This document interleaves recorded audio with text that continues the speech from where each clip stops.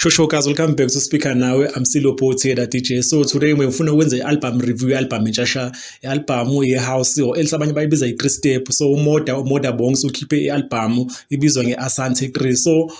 ever since aphuma ku-Black Motion uke wakhipha ama-album lena I think i-album yakhe isithathu because last year ukhiphe i-EP ekade ibizwa nge-Crazy. So uphinde wabuye wasinikeza i-Asante 3 and I think kulama series ama-Asante lena izothanda ukuthi abantu abaningi mhlambe bazoyithola mase khamba isikhathi because ayinazo lezi ngoma efana noMohican Sun ngoba ezavile zaba ama-hits zifika nje but ngilalelile album ngwazula ama-features I think yona ithe ukuba musical compared to lawo twice wakhiphile before because umchita after ishiya Black Motion usekhipha ama-album awu-3 uzombona ukuthi no I think i-idea yokushiya Black Motion bekuyi-idea kaModa because kuyabonakala i-brand yakhe yakhula even nakuba nje around uDJ Zinhle I think kuyamsebenzela for i-brand yakhe so I think mina bekuyi-decision e-right nami ngalesa sikhathi ngangifila ngumuntu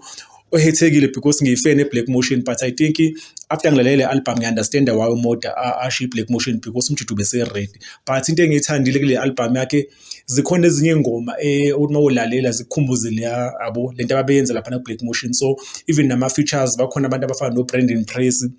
bese bakhona uDr Moruti ababesebenzisana naye kakhulu lethambe seBlack Motion so I think usenawo leyo element yokuba iBlack Motion even though manje sizama ukuphusha into different and usezama ukuthi ehambele yedwa because uhamba nge-3 step manje but into highlight ingoma ezinohlonze engithandile because le album le I think nje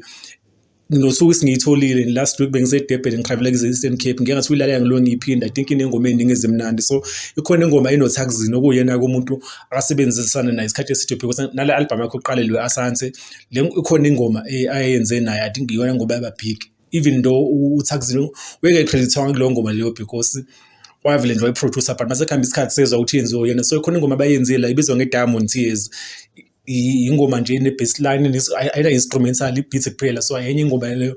ethanda ukuba nohlonze kakhulu powerful nje mokuthi nje i-3 step uyayazi I think isandla saTaxini manje uzosizwa lapho so ikhona enye ingoma akayenze nonokwazi lo wasekalawe ibizwa ngocansi ano namandla lo ngoma i-production yakhona ngiyafika sikwazi ukuthi i-producer oba because ama-bass nama-element akhona naye yenye ingoma le ngithema ngizwe album nongathi no I think le ayoModa izinga likhulile ngempela but ikhona enye ingoma ayenze nomnqobi yazo izigi ingoma nje ithanda ukuba unique kakhulu compared to umusic wami nomnqobi esijwayele ukuza and ngibe happy kakhulu ukuthi ngizwe umnqobi engekho comfortable kulento esimjwayele ngalezi ngoma le kabuye ngathi sinomaskandi nyana yabo ehamba noshuni so la uthola i-beat different and I think umjida uyibulalele i-beat so enye ingoma leyo enohlonze khona enye ingoma enosizo umdlalo so la se-Afro ithi umkhwenyana naye enye ingoma futhi nayo ibhenga le abantu abaningi bezo-enjoy so nje I think i-album ibalance kakhulu because ikhona ingoma akayenze nalomjida lo abuyena ajole usebenza na kakhulu uBrandon Praise I think ibizwa nge-Home and mangithi ngibheka ama-numbers since iphumile album I think yona ngoba iphefuma kakhulu because iyalida ngama-numbers kuyaqaqisa abantu abaningi yona ngoba abayizwa because uModa benoBrandon Praise sebesebenzisana isikhathi eside even ngalesikhathi eBlack Motion bebevele besebenzisana so I think banakho lobo budlelwane lo so babebenza ingoma bobabili iba special but I think uModa nje ibrand yakhe indlela emuva ngayo umjida I think uku-right direction even nama-music videos akhe like mayikhipha i-projects noma ikhipha i-EP wenza sure ukuthi iba ne-video so I think ibrand umjidi yakhulu and i-album yakhe ibalance kakhulu Asante 3 but